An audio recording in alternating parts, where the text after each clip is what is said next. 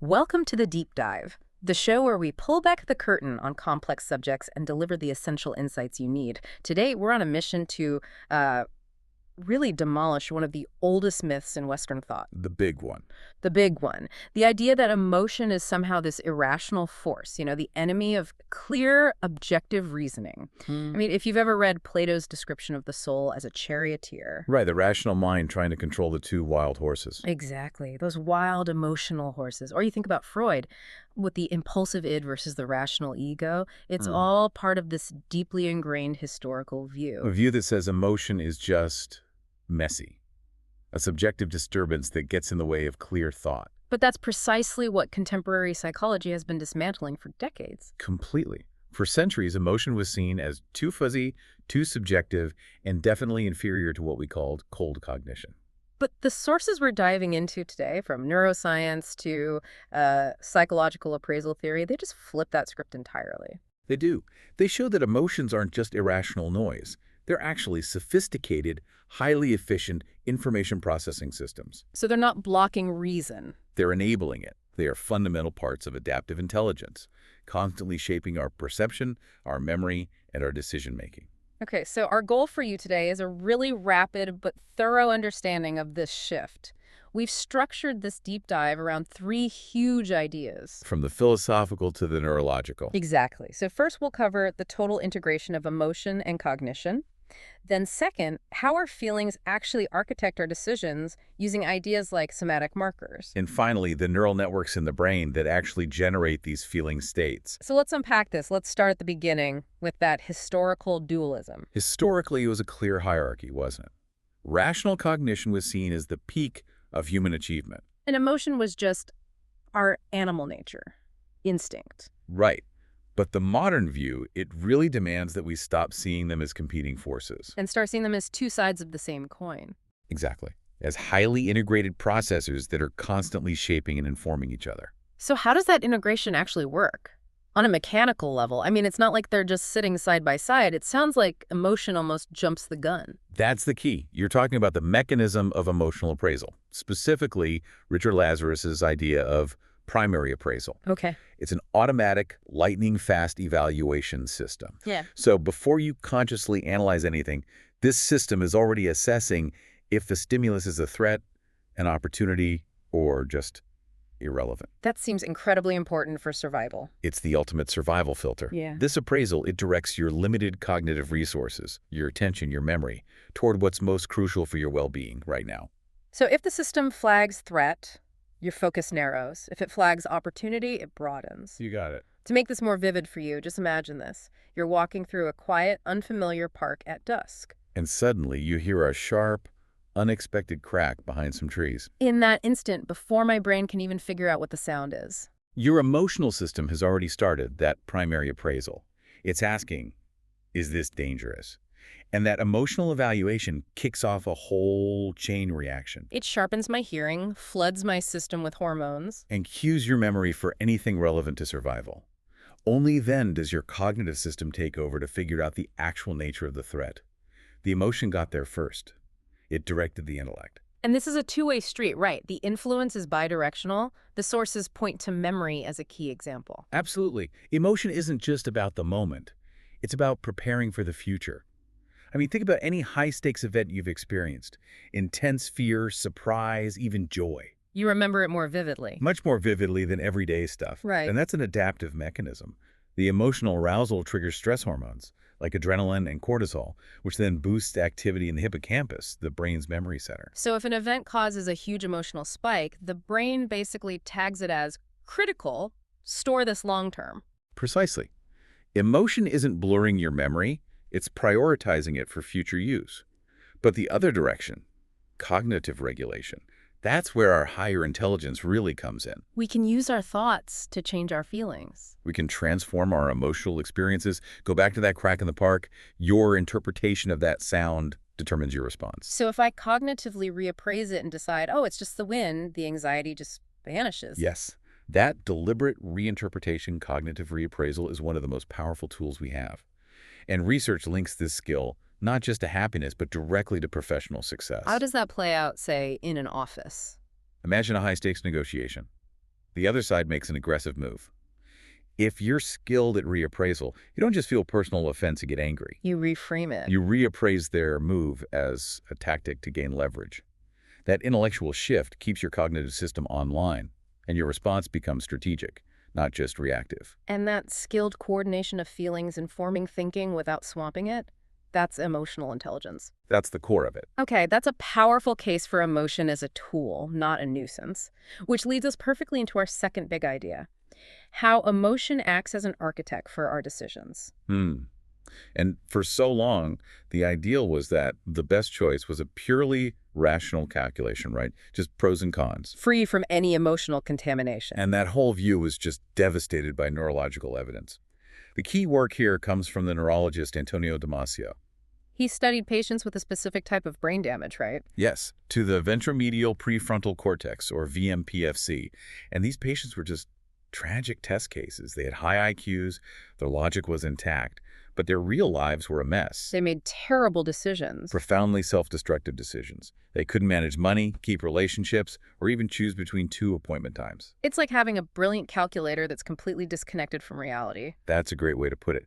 They could list all the rational arguments for a choice, but they couldn't actually make the choice. The startling conclusion was that their deficit wasn't cognitive at all. It was emotional. They'd lost their access to the emotional signals that guide us toward future outcomes. Okay, here's where it gets really interesting.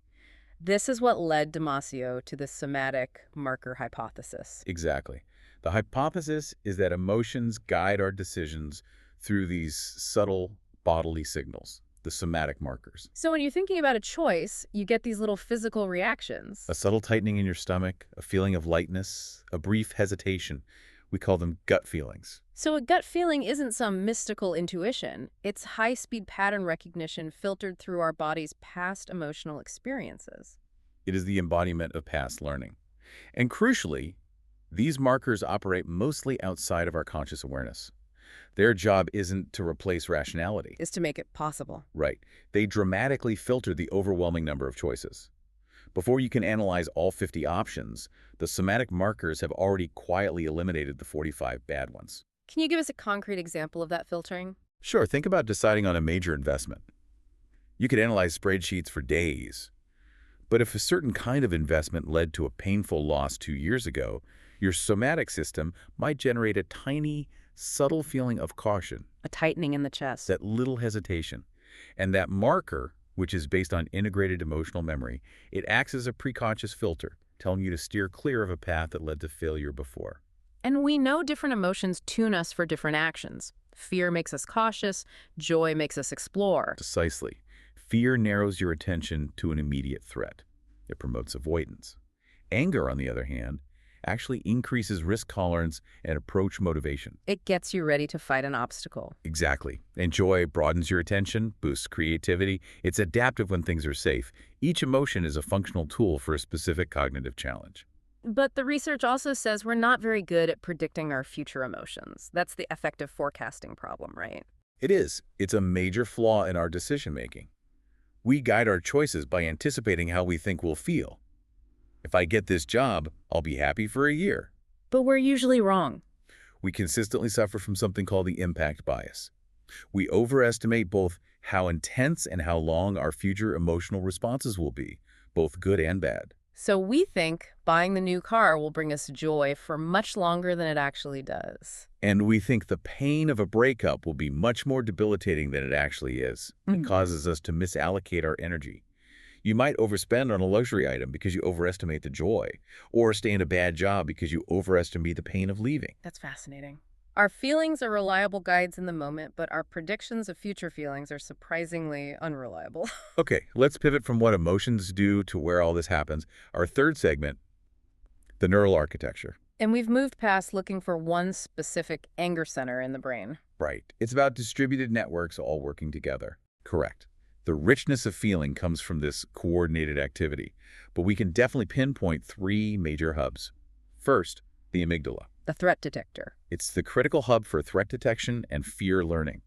And what's crucial is it gets sensory information through a fast route, which bypasses the conscious parts of the brain. It allows for emotional processing before you're even aware what you've seen. That's why you jump back from a coiled garden hose on the path. before your conscious mind has time to recognize it's a hose and not a snake. It's an ancient, rapid warning system. Precisely. Second, there's the insula. This is buried deep in the cortex, and its main job is interoception, sensing your internal bodily states. So it's the translator. It's the translator. It takes the racing heart, the churning stomach, and translates that physiological data into the conscious subjective experience we call the feeling.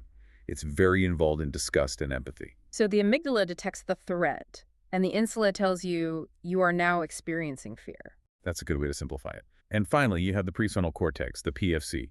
This is the master integrator and regulator. This is what was damaged in Damasio's patients. Exactly. The VMPFC integrates all that effective information from the amygdala and insula with your goals and context. And if we connect this to the bigger picture, these structures don't work alone. They form circuits, like the salience network. What does that do? It acts like a neurological spotlight. It identifies the most relevant or salient information in your environment and shifts your brain's resources to deal with it. It's how the system maintains focus. So that brings it all together.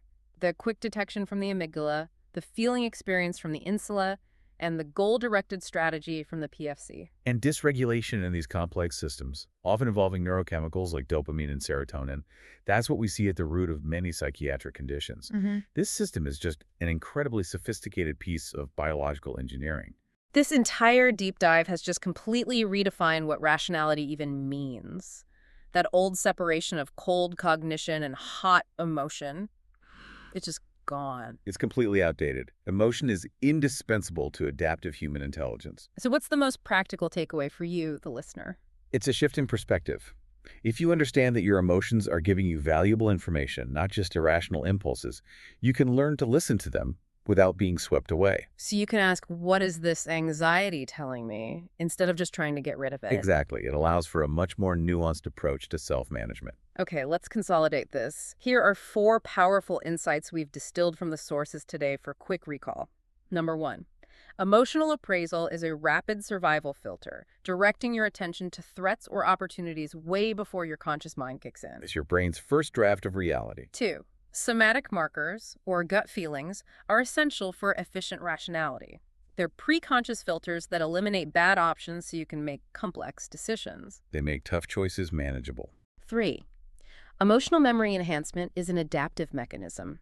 It uses stress hormones to make sure you remember the experiences that are most important for your future success and survival. It prioritizes what matters. And finally, 4, effective self-regulation hinges on integrated functioning.